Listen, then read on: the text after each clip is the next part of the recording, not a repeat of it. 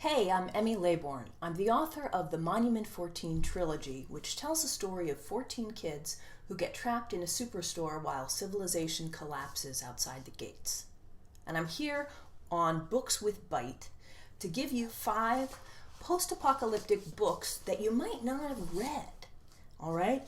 First up, The Age of Miracles by Karen Thompson Walker. This is a beautiful book. It's a coming-of-age story set during a time when the earth has slowed down, so days are becoming longer and longer and time is getting thrown off. And it portrays not only the sort of central struggle and growth of the protagonists, but also just of the world, of what would happen to our civilization if things were thrown off. And it's beautiful prose, really a thoughtful and graceful book. A World Made by Hand. Now I know you're saying, wait, that doesn't say A World Made by Hand. I have the sequel here, but the first one is called A World Made by Hand by James Howard Kunstler.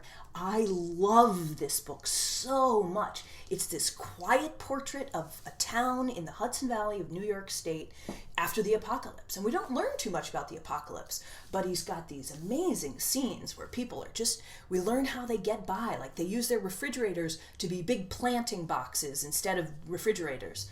Check it out. It's really worth the read. And this is a sequel, which is also good, but I like the first one even better.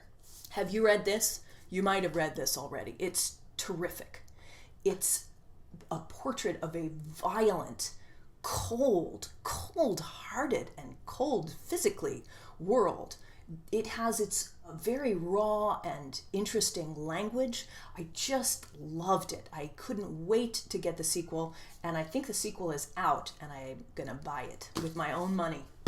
This is Fire Country by David Estes, or Estes, depending on if you want to pronounce it correctly or incorrectly. I think it's Estes, and I met David just recently, just a couple of weeks ago, at a book event I did in Hawaii. Now, before you get jealous of me for being in Hawaii to do a book event, I'll tell you that David lives in Hawaii. So be more jealous of him than me. He's a terrific indie writer, and he slipped me this book and asked me if I just wanted to read it. And I had a really long plane ride to get home, so I did, and it's terrific. It has a protagonist unlike any YA protagonist I've ever read, honestly. She's tough and shrimpy. She's terrific. So pick this up. I think you'll really like it. I think you can get it on Amazon.